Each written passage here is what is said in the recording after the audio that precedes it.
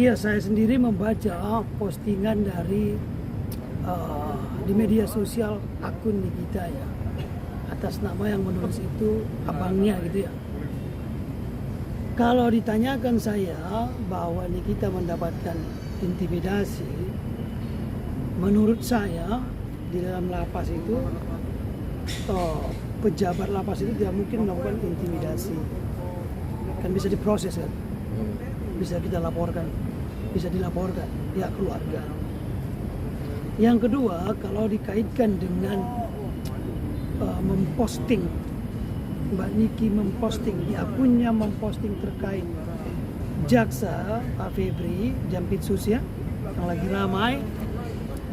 Yang menjadi pertanyaan saya sebaliknya, ini terkait penggunaan handphone di dalam lapas, kan begitu ya.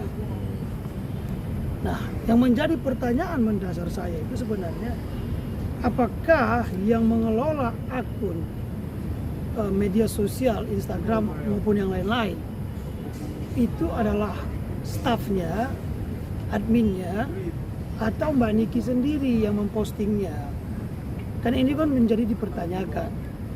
Kalau adminnya memposting, ya, adminnya memposting terkait dengan jaksa dengan nama akun Nikita Mirzani, ini kan sebenarnya memperburuk keadaan Mbak Niki di dalam lapas.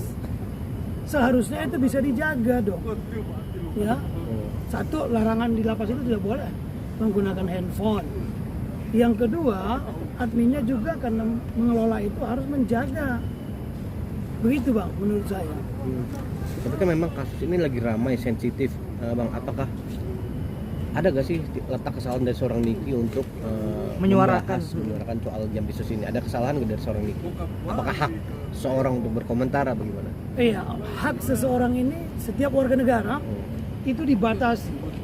Kita yang bebas ini sendiri dibatasi haknya untuk tidak melanggar hukum.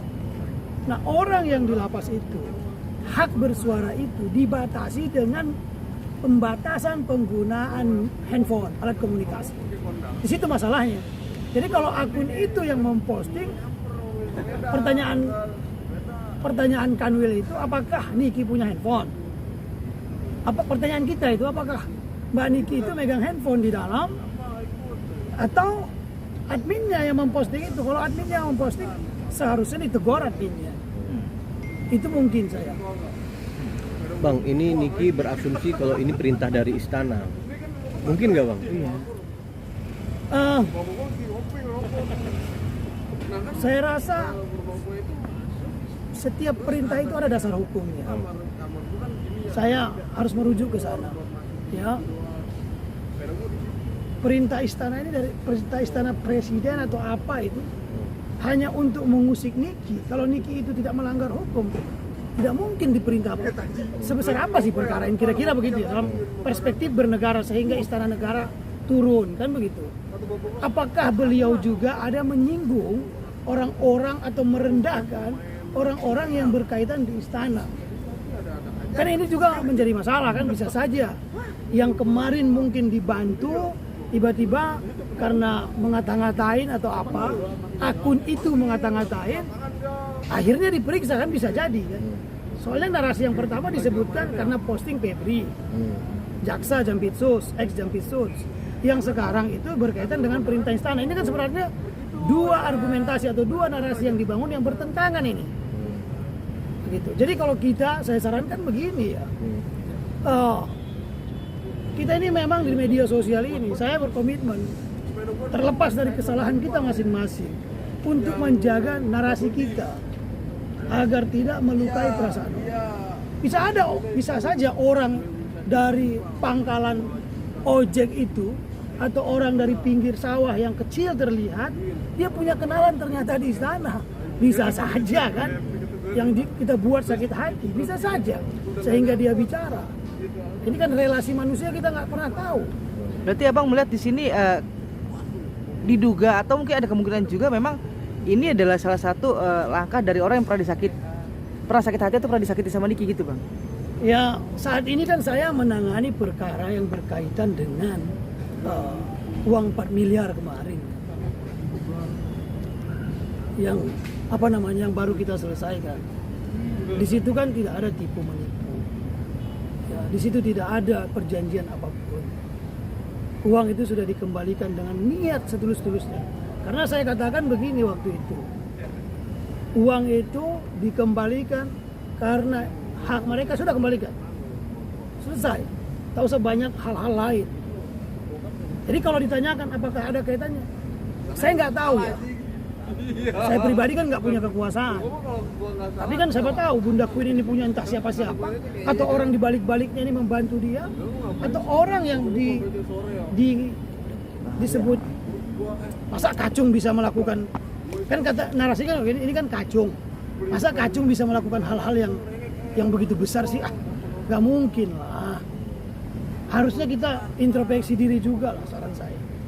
Berarti terakhir Bang dari saya, berarti yang Niki rasakan ini sesuatu yang bukan pantas ya, tapi sesuatu yang memang efek dari apa yang dia suarakan. Kalau saya melihat begini, semua ini kan hukum sebab akibat, apapun itu, mau yang nyata, yang tak nyata, yang terlihat dan tak terlihat. Kan ini hukum sebab akibat ini selalu hidup dia, kan begitu ya, hukum sebab akibat. Makanya ada istilah Belanda itu mengatakan hoogmoed komt depan, kesombongan mendahului kehancuran atau awal dari kehancuran. Banyak orang yang sombong itu akan hancur karena sombong itu adalah pintu menuju kehancuran. Jadi kita harus menjaga ucapan, lidah kita, jangan sampai melukai perasaan orang. Apalagi orang yang pernah membantu kita, sekecil atau sebesar apapun. Jangan karena ada hal-hal yang sedikit bertentangan lalu kita membombardir, kalau bahasa istilahnya kita ini ya, mencemooh orang dengan menggunakan teman-teman kita atau akun-akun yang fake, itu kan tidak baik. Begitu, Pak. Sip, clear? Oke, cukup. Sip, cukup.